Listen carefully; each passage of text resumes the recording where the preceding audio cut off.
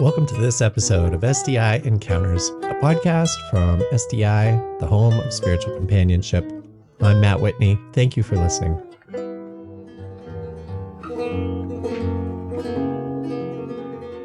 Learn more about our work and the work of spiritual companionship on our website, sdicompanions.org. I am very grateful to be able to share with you the recording of this conversation I recently had with Jennifer Jinks Hoffmann, psychotherapist and spiritual director, longtime poetry editor for SDI, 18 years. Jinks is the author of the SDI Press book, The Light of God's Shadow. And in this conversation, we catch up. We talk about writing poetry, about the process of writing, and just how to live ordinary life in an extraordinary way. I don't know how else to put it. So, Jinx, it's really good to connect with you in this way. You and I haven't talked in a while, and we haven't heard from you in a little bit. And so, welcome. Thank you for taking the time today. I'm happy to be here. Really happy. Thank you, Matt. Yeah, I'm happy too. We've been friends for a while. You have been a seminal figure in SDI's history. Can you just share a little bit about when you first came to SDI, what your history with the organization, and however you want to share about that? Sure. I joined SDI when I was a student becoming a spiritual director, and I was a member of the very, very first training program of Jewish spiritual directors in North America. So until I trained, there were no training programs for Jewish spiritual directors, and Jewish people trained in Christian programs. But the year I was going to train to become a spiritual director, the very first program opened up. So it was really remarkable. And that was in 2001, which is a long time ago. And I joined SDI, I think when I was still a student, which would have been about 2002. Our teachers, who were Bobby Brightman, Avram Addison, and Zari Weiss, encouraged us as students to join. And I did join SDI, and I went to conferences as students. So really, it's over 20 years that I've been very connected to SDI.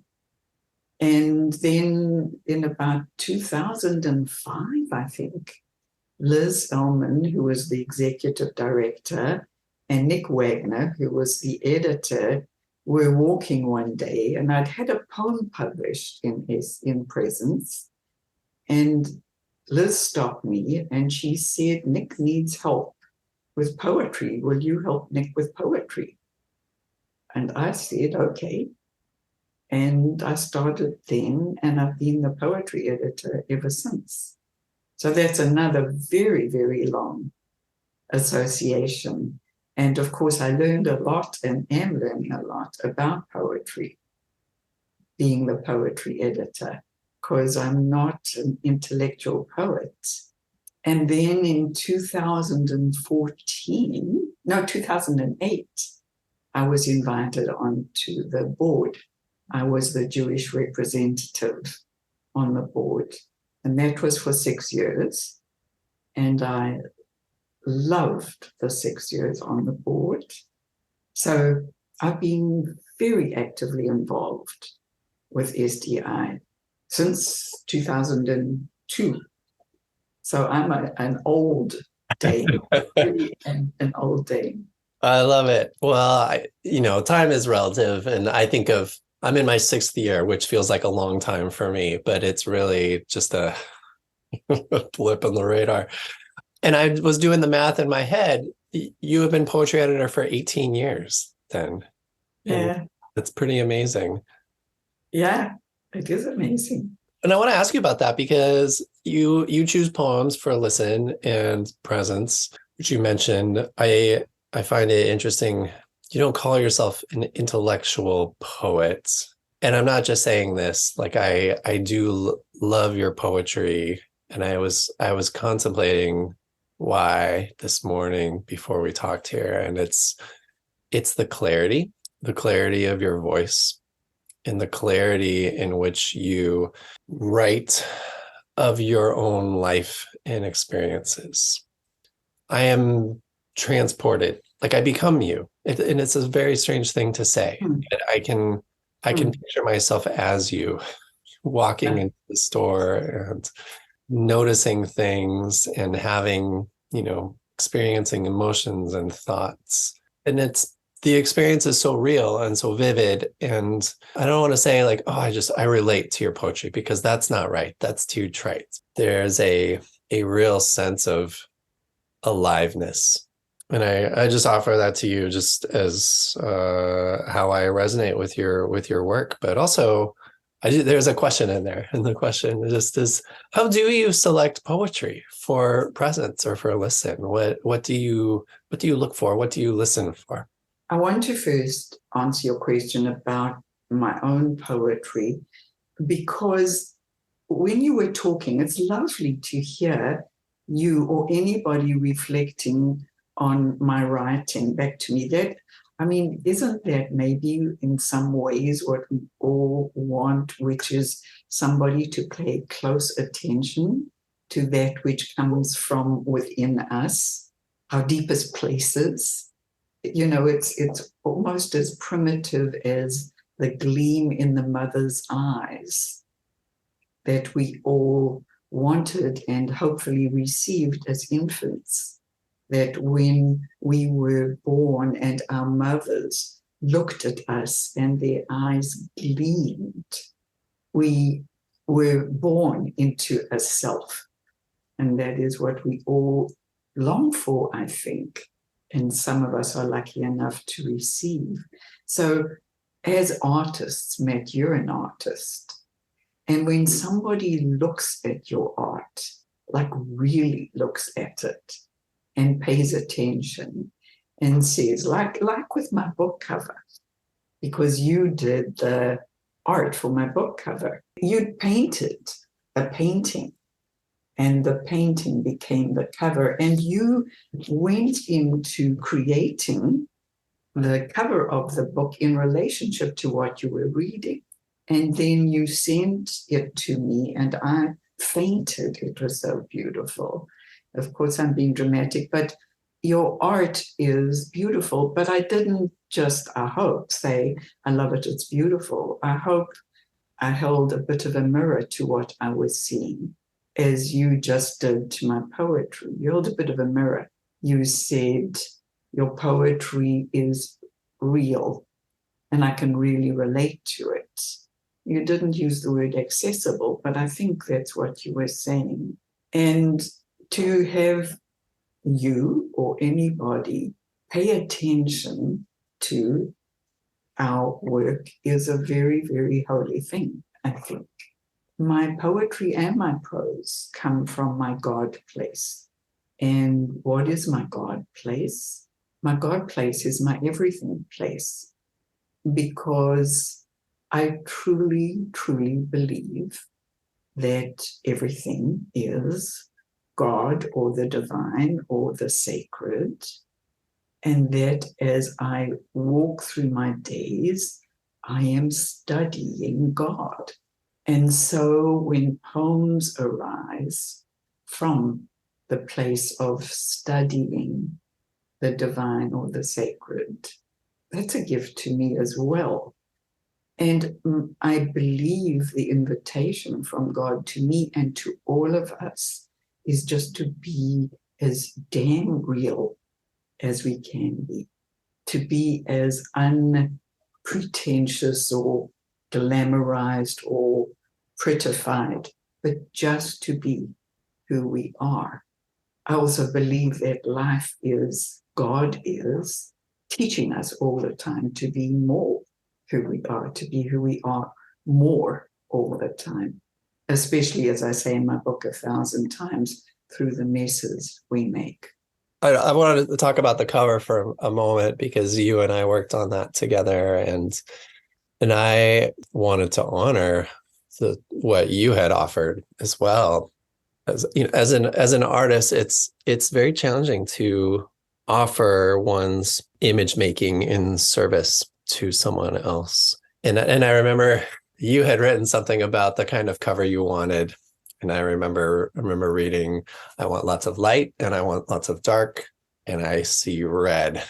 And it was very much a design challenge, but one that I relished because I know how deeply you care about this book, and not just about the book, but about the story of the book. And the story, Jinx, is your own life, and it has no categorization. Like it's kind of a memoir, but it's not a memoir. It almost reads like a novel with vignettes of your life, which are also transporting, interspersed with poetry that you write, and also interspersed with wisdom of what you call your six here. These six wisdom teachers that you draw inspiration from and encouragement from. I think on the back cover somewhere, you refer to it really as a book about waking up. And that's what it most strikes me as is a almost like a manual on how to be alive, if that Mm. makes sense. Reading this book is Oh, a practical manual on how to be most alive. oh, what a beautiful thing to say. It's bringing tears to my eyes.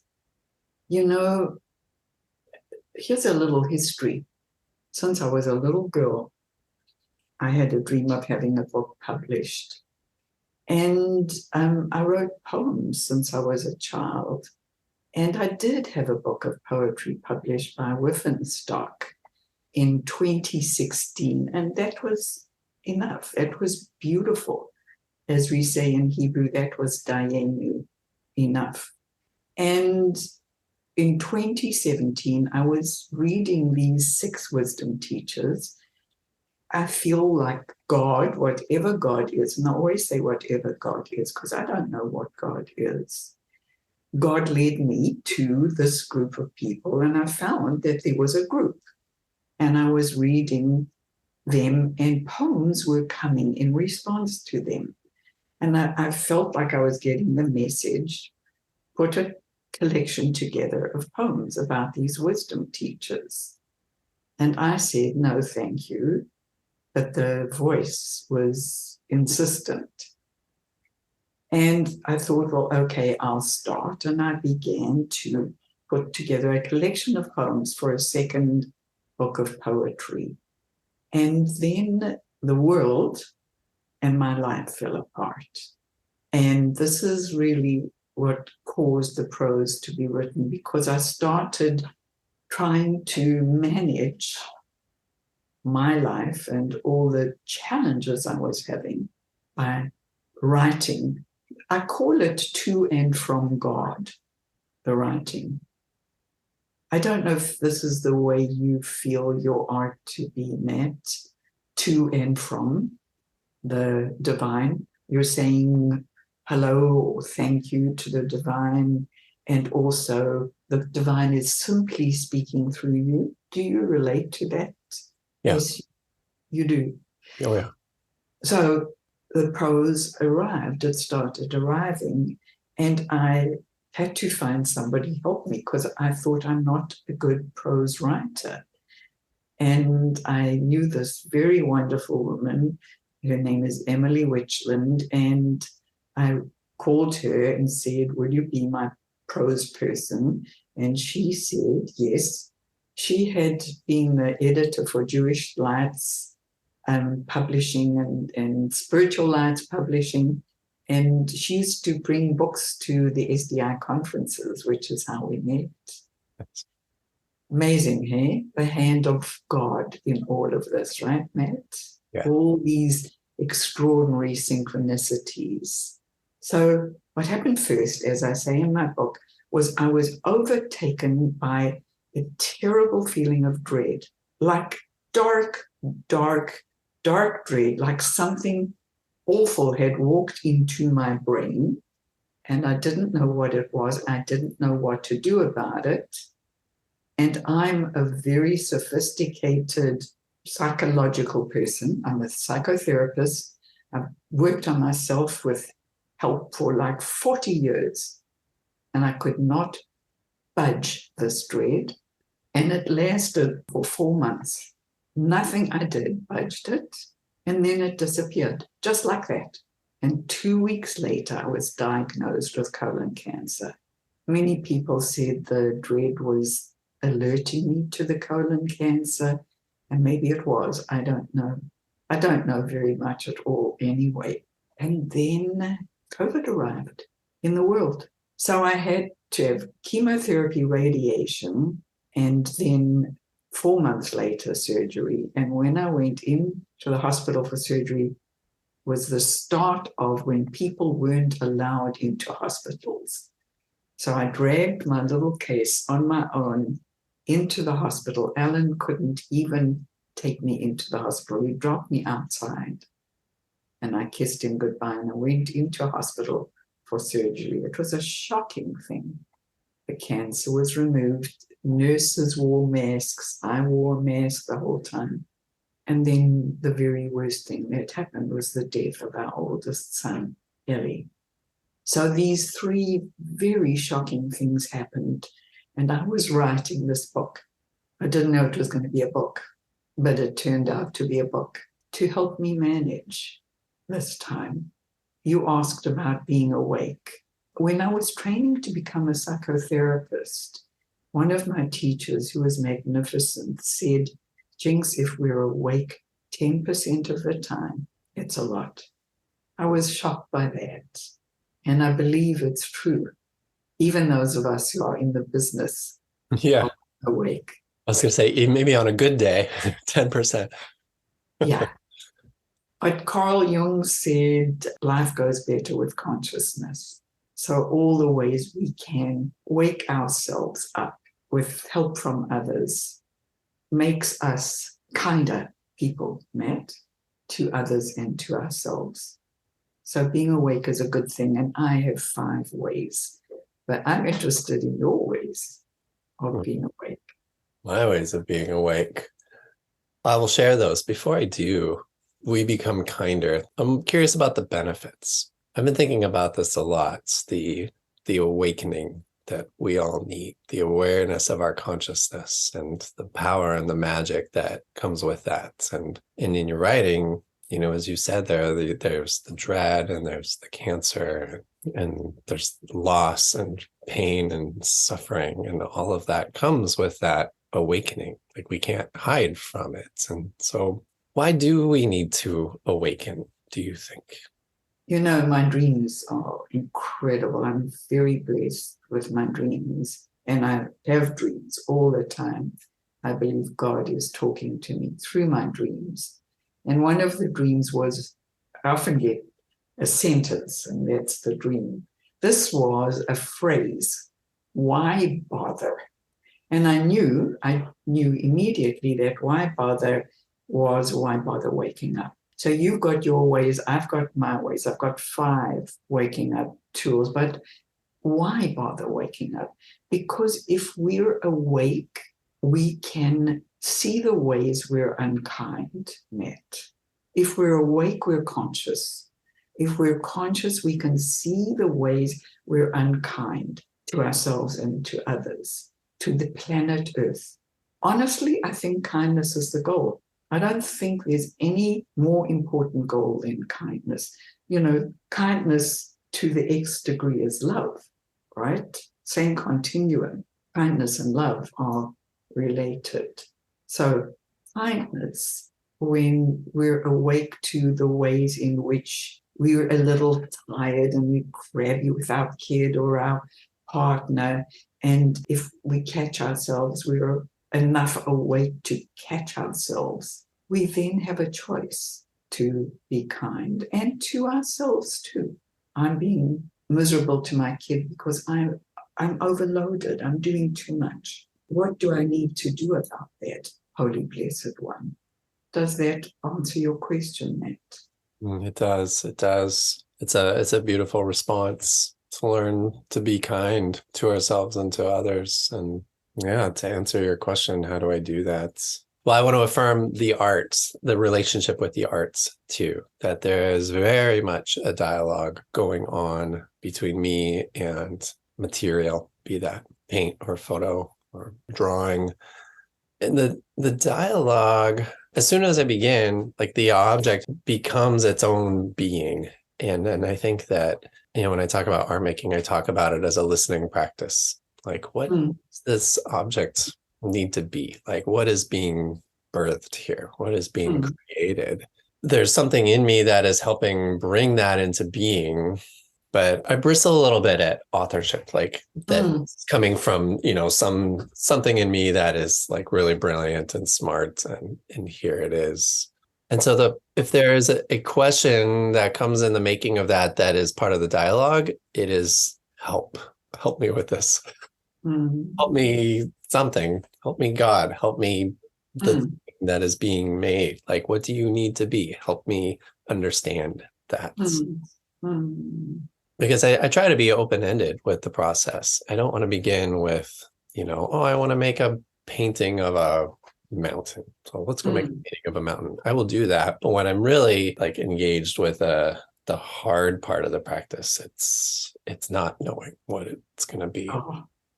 And when it's done, people probably won't know either. Which is why there's also that wrestling with clarity and mirroring. I want whatever is made to mirror back to somebody who they are, their experience of their own life and their own experiences. Feel with your work too. My practices of waking up involve right now meditation, because I'm working on quieting the thinking mind. I think my thinking mind gets in the way of my awareness. It clouds my ability because my thinking mind is thinking about what happened before or what's coming ahead, and distracts me from right now.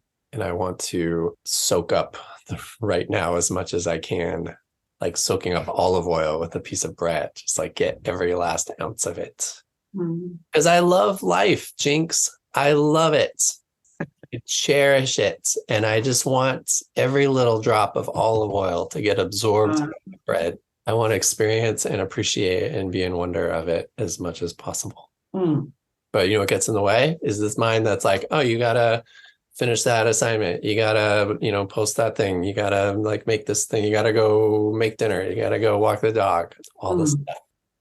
So that's me right now. That's my work when it comes to being more awake. If, as we say sometimes, when we work with other people's dreams, right? If this were my dream, what you've just told me, and I bet you do this 100 times, I would pray, whatever prayer is. I would ask the wisdom that's greater than I am. What do I need to do to help get my thinking mind more out of the way? And that's part of the waking up. And as you said, when you create art, you say help. I would also love and bless my thinking mind. I would also tell my thinking mind 1,000,000 times how grateful I am for all the gifts it gives me. Such an important part of who we are is also the part of ourselves that gets in the way of who we are. So the waking up process involves knowing ourselves more and more and more all the time as I see it. Maybe my primary waking up practice is journaling to God. And when I write, I see, and it's not the easy and beautiful parts of life and of who I am that give me the problems. It's the messy parts. And the messy parts usually come from our childhood wounds for most of us. So my spiritual practices or my waking up practices are working with my dreams, because God's going to talk to me, whatever God is, about what I don't know. And it's what we don't know that gives us trouble and blesses us. Yeah. My dreams, journaling, daily walking. I got to get my tootsies out into nature. And I walk and I pray 3 times for healing and health to all those I love and to the entire world. And then enough praying, and I just listen. I just try and be as quiet as I am. And then, you know what happens often these days? Matt, have you seen the Netflix series New Amsterdam by any chance? No. Alan and I are watching it, and we're both completely in love with it. It's doctors in New York, and it's stories about their lives, really. And there's currently in the 5th season a deaf doctor, and she's a woman, and she's deaf, and she signs the whole time. I don't know how to sign, but I feel like I want to learn how to sign. Mm-hmm. I'm so moved by her signing and by her interpreter who companions her all the time, even when she's doing surgery, because people speak and he has to tell her what they're saying. Well, why am I telling you about Dr. Elizabeth Wilder right now? Because I'm obsessed with her. I find myself thinking about her and about how she hums and makes the most tender sounds when she signs. She makes kind of sounds. I don't know if you heard that. Mm. And I find that so incredibly moving. So whenever I'm obsessed with anything, I see that as a God call. It's like what I call a waking dream. So I want to know, why am I obsessed with Elizabeth Wilder, the deaf doctor in New Amsterdam? And I've been thinking about that, and I need to think and write about that, because I figure it's one of the ways God wants me to know more of myself. And the more I know myself, the more I can serve God. That's so beautiful. And I think the lesson there that you just shared is like just listening to the things within that resonate with you. You know, the deaf doctor in the Netflix show, the person who's signing and the little or whatever the sound was that they say or speak, or the sound that is made, and your curiosity about all of that. And even that, maybe I want to learn sign language, but that's something within you that is drawn to that. And that you name that as that's God telling you something, God communicating with you, and you want to honor that. I think that's such a beautiful lesson, and it's such an easy one, I think, for us to receive and practice. How do you really know that is God speaking to you? Ah, great question. I don't. Of course I don't. But even if it isn't, is it going to be a problem that I go deeply into trying to understand why? Is it going to be a problem that I learn sign language? It may actually, I can't think of ways. Let's say I devote too much time to learning sign language and not enough time to walking or my grandchildren or something. It could be a problem. The thing is, I'm supposed to listen all the time. I'm supposed to keep listening. If I'm an atheist and I don't believe in God, but I call God life, I want to pay attention to life all the time and to what life is asking of me, how life is asking me to wake up. And I may be making a mistake in thinking life is asking me to learn sign language. But then I'll go and try and learn sign language. And if I keep staying awake, I'll realize this is a mistake. So the learning is infinite and all the time. And life is talking all the time. Creation, existence is occurring all the time. You can't argue with that. I call it God, that God is Godding all the time. Yeah, I love that verb. Yeah. I don't know if it's God. Something is happening all the time. 3/4 of an hour older than when we met, Matt, and can you believe that? And I will never be as young as I was 3/4 of an hour ago. And I'm old, and I want to be as alive as I can be at 80. My husband's 84. and I'm 80. And we talk all the time, Matt. It's so beautiful about death getting closer and closer and closer, and how we want to live towards our death as awake as possible. So I want to read a poem. Can I read a poem? Yes, please. Thank you. This poem is called One Moment and the Next, and it begins with an epigraph by my beloved Michael Fishbane, who's one of my six. And he says, death and life are one. Isn't that perfect? I opened the book there. Together they express infinitude. And the poem says, the days are relentless. Nothing you can do to prevent them from slipping away like a bar of soap in a bubble-filled bathtub. One moment you say yes, and your heart leaps. The next, you are staring down your death and his, your body's hieroglyphs of aches and age.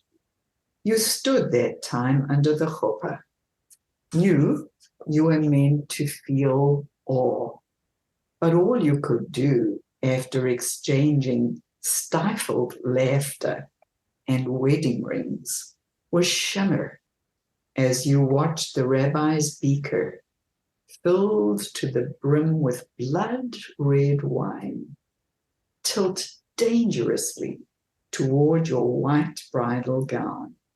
So young, you both knew you had forever. Jinx, how do you receive that poem right here now? I find it really beautiful that it echoes what I just spoke to you. So some people say God is synchronicity. So that's just gorgeous to me. If God is not synchronicity, isn't it just gorgeous that I spoke to you about that thing? And I thought I want to read a poem. And if I wanted to find that poem, I would have had to scrabble through the book. And I wasn't about to do that. So that's the first thing. And the second thing is it feels like another invitation to live as awake as I can toward my death. I'm 80. I've lived longer than my parents and longer than many, many in my family. It's quite something being 80. Yeah. And it's hard. It's really hard sometimes. And it's wonderful sometimes, much like life, right? Hard and wonderful. Yeah. As you were reading the poem to me, the phrase that sticks to my gut is the relentlessness of the days. And even now, I can be in the moment. I can enjoy our conversation. I can enjoy this cup of coffee, and I can just look just slightly to my left and just see this infinite dark chasm. And maybe that's death. Maybe it's I don't know what, but it's all there at the same time, simultaneously. That's awake, Matt. You know, you also preface it with that wisdom that like life and death are one. And as you are naming your age and this moment in your life, what is your relationship to death? How am I in relation to death? Well, I'm a recovering hypochondriac. So you know what that means, right? Mm-hmm. So I wish I wasn't, but if I have body symptoms, anything that feels off with my body, I get anxious. So I get to work my fear of death if I have symptoms. You know, when I say symptoms, it could be a little indigestion and I feel a little something in my chest, which I actually don't, but I just chose that example. Then I've got a very dark side that will say heart attack. So I get to work my relationship with death. But I'm very blessed in that I don't have a lot of symptoms. So on the one hand, I'm fearful of death. On the other hand, I think there is a deep place of reality in me, which knows I'm going to die and lives peacefully with that. Matt, I'm obsessed with both and. The book is about the dark and the light. Yeah. And that's one of my obsessions. It's a good obsession because I see it as being reality. You just said it a moment ago so beautifully. You said, I'm so awake and so grateful for being alive. And I look slightly to the left, and there is a dark chasm, and that may be death. And when you live like that, not in a neurotic way, you don't want ideally to be neurotically worrying about your death. If we need some help to try and figure out what's going on. But if we can live in a deeply spiritual way, awake to life and death, I think that's very beautiful.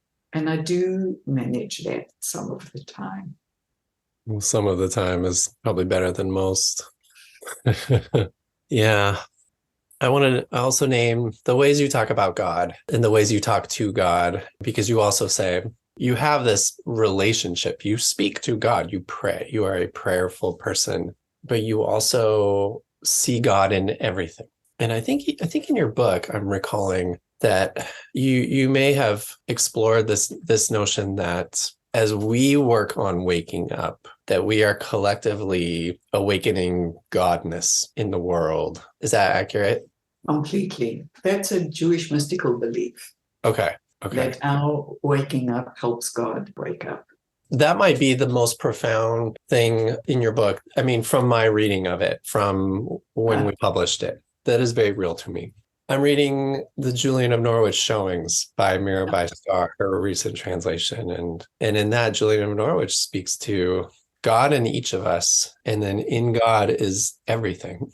Right, which is such it's just a beautiful image of the divine in each of us, and then in that little spark is everything. Yes, I guess I will say you feel very much like you can dialogue, you can be in relationship on a personal, intimate level. Honestly, I'm not kidding when I say I really do talk to God the whole time, like a little kind of ongoing dialogue, something like Dr. Wilder's going on, her sweet sounds, my little to God going on all the time. And really, it's like, what should we have for lunch today? It's everything. It's really everything. I've thought about God here now with you a lot of times. And I think God said, hey, read a poem. I think. I don't know. Maybe it's just my vanity which said read a poem. But I think. So, yeah, in the spiritual direction work I do a lot of let's shut our eyes and be quiet and just open ourselves and see if we hear anything from the beloved. I do that several times in every session. And I'm always careful to say that doesn't mean we will hear something, but let's just open ourselves. And very often somebody will get a memory, a childhood memory. And if we just follow that memory, it leads us to where they need to go, which may have been God talking. I don't know. But if I go quiet and, hey, God, talk to me, please, I also seldom get anything. It's not like I talk all the time and God answers me, hey, Jinks, what about? But I think God answers in my life, through my life. That's sort of how I see it. Because I think on balance, my life has been magnificently more wonderful than terrible. Yeah. And I just hear in you an abiding trust in that relationship and in that dialogue and in that divine presence, right? It could be vanity, but why go there? I'm just going to trust that this is indeed God. And I'm going to trust that and follow that. For me, it feels a little bit like a no-brainer in the sense of, if you pay attention, like Matt, you're such a glorious human being. So me sitting with you, we haven't had a conversation like this ever. And it's beautiful. And I'm getting to meet a tiny bit of you. And you're just breathtaking. And then I look out the window and the sky is blue in Toronto and there's some crazy looking clouds. It's a no-brainer. Like life is so sacred that it feels like a no-brainer to me. Yeah, it's a no-brainer. I couldn't agree more. Oh, Jinx, this is such a beautiful affirmation of life, just sitting here and talking with you. And your book is a beautiful affirmation of life. And it is such an honor to have gotten to work a little bit on it with you in regards to the cover and the layout, and an honor for SDI Press to host your story and to share it with the world. And so letting people know that the light of God's shadow is something every spiritual companion should read.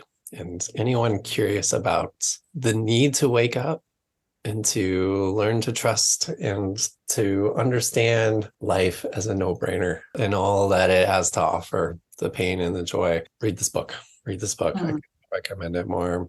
And thank you for writing it and for offering it to us. And thank you for blessing this community for the last couple of decades. And every day that you are a part of our community is a gift, Jinx. And I am grateful to know you. Thank you, Matt. Thank you for this time. It's really been beautiful. You're very welcome.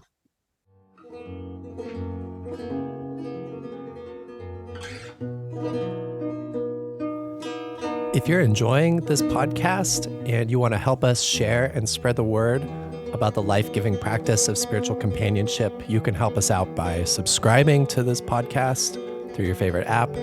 You could give us a like or even write us a review. Thank you for listening. This is Matt Whitney with Spiritual Directors International.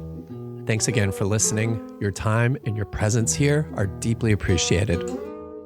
If you liked this show and would like us to continue making them, please do subscribe now while it's fresh on your mind. Also, we would love to hear from you, so please feel free to send in your comments and suggestions to the email address podcast@sdiworld.org. SDI is the home of spiritual companionship. Learn more about us and our work on our website, sdicompanions.org.